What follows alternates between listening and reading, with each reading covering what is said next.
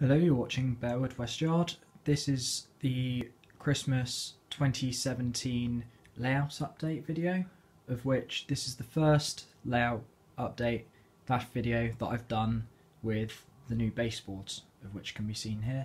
These were made from 12mm plywood and all screwed together. Wood was cut and the baseboards made at my sixth form centre. I was going to video it, and I did get around to videoing some of it. However, I didn't. I found that it was unsatisfactory for upload, so I didn't. What you're viewing now was part of the yard. I'm currently relaying it, and I've got the main lines done. These both, the inner line where the steel carriers are, literally I finished 10 minutes ago. Where the M7 tank and push-pull set are, that will be a small depot. A diesel depot, uncertain of what operator yet, probably Freightliner, but might keep it as a general network rail yard, have it as for MPVs and a fueling point as well. Anyway, back onto the yard. I've got a mixture of track now, and the main track that I use is a Hornby for the yard. So you can see where the 33 and the JNAs are. Those are on the Hornby set track. I am currently getting around to using Pico Flexi Track at the moment. That's code SL100 if I remember correctly. I went out to my local model centre yesterday and I got some track.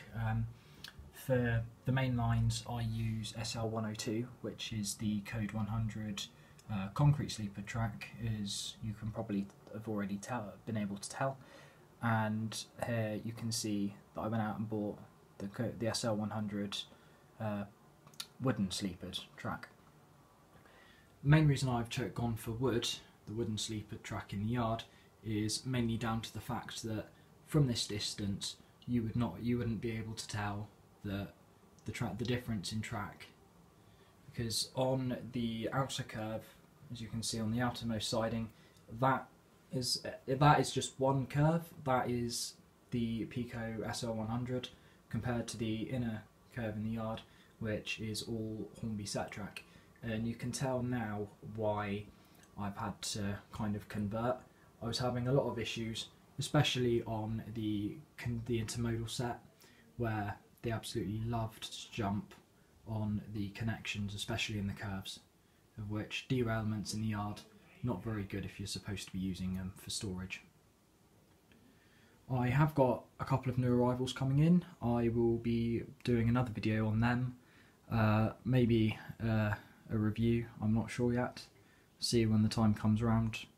Anyway, back onto track work. All the points on the layout themselves are express points, mainly because those are the only points that the wagons like, and the longer axled locomotives that I have, such as my Class 70, they don't take too well to the other points, which include the standard Hornby points. They don't do too badly on the curved points that I've got, as you can see just over here. They don't do too badly on them, however they do like to jump from time to time. None of the baseboards are 100% level. There's at least sometimes there's about half a millimetre to a millimetre into it, so I just stick a bit of paper underneath it and it sorts itself out. Anyway, I will be back with another video not too far away, and that will be a trains running video. I have not tested the inner loop yet. The main loop, the outer loop and the yard are both fully operational. I've just not been able to test it yet. For those wondering, who I have received some comments on Snapchat and other bits of social media on how I'm getting my stock between loops, there is your answer. Express points in that. Before anybody asks why I've got it red, that's mainly down to the fact that my room is sometimes used for when relatives stay over. So it's just the factor that red, it means danger.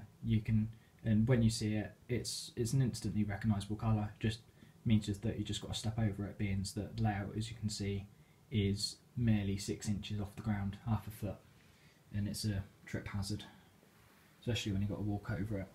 Just to add, the yard is slightly bare at the moment, with only 2 sidings. That is mainly down to the fact that I'm converting from the Hornby set track into the Pico Flexi track. I am going to have around 4 sidings in there. I have laid and relayed track in the yard about 6 or 7 times now. Some advice for anyone who is going through the same things is that you can pin track down to make sure that you get accurate measurements. Just pin it down enough so that trains can run over it and it doesn't disrupt the running, but not too far in that you can't get it back out again if you need to change it. So just always double check before you pin it down. I'm not sure what pins they are, I think they're just the standard Hornby-Pico ones. I just use a small little hammer to pin them in, to tack them in. It does the job. Couple of blows with a hammer is all you need really. Another thing also is that in all the videos that I've ever done or ever uploaded, I've never actually videoed my Class 66 running. My Class 70 has been seen running a few times. If you look at, I think it's the folder The Lost Railway, that was my model railway from when I was about 11 or 12. So that will eventually, I think that goes on there. It's in a folder anyway. I will be bringing videos of this. It has aired on Snapchat and I think Facebook as well. But I will be uploading videos very shortly, and it will be featuring in the running video once the inner line has been commissioned. So I hope you can all be slightly patient there.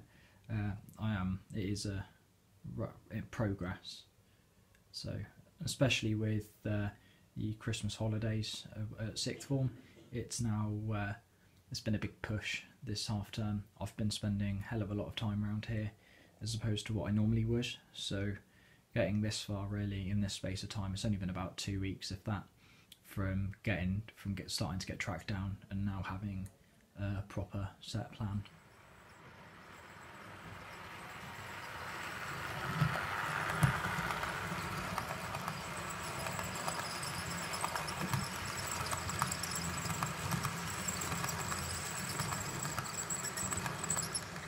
Anyway, thank you very much for watching and see you in the next video.